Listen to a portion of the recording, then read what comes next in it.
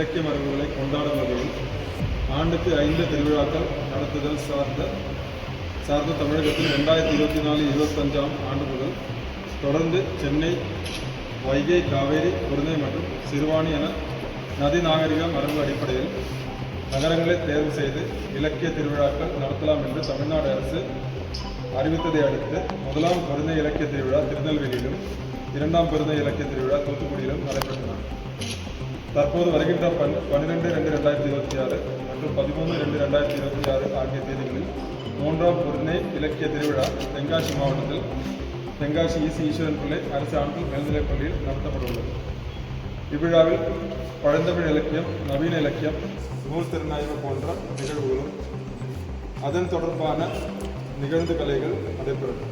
இவ்விழாவிற்கு சிறப்பு விருந்தினர்களாக விருது பெற்ற எழுத்தாளர்கள் அழைக்கப்பட உள்ளனர். மேலும் எதிர்கால இலக்கிய ஆளுமைகளை உருவாக்கும் வகையில் ஏற்கனவே பிப்ரவரி 4, 5, 6 தேதிகளில் தென்காசி, திருநெல்வேலி, தூத்துக்குடி மற்றும் கன்னியாகுமரி மாவட்டங்களைச் சேர்ந்த 12 கல்லூரி மாணவர்களுக்கு பல்வேறு இலக்கிய போட்டிகள் நடத்தப்பட்டன. அதில் வெற்றி பெற்ற மாணவர்களுக்கு பரிசுகள் வழங்கப்பட உள்ளன.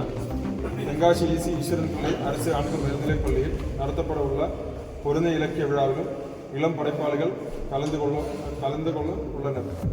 இவ்விழாவிற்கான ஏற்பாடுகள் விரிவான வகையில் செயல்பட்டு வருகின்றன. எனவே பொதுமக்கள் இந்த விழாவிற்கு வருகை தந்து பயன்பெற அன்போடு கேட்டுக்கொள்கிறேன்.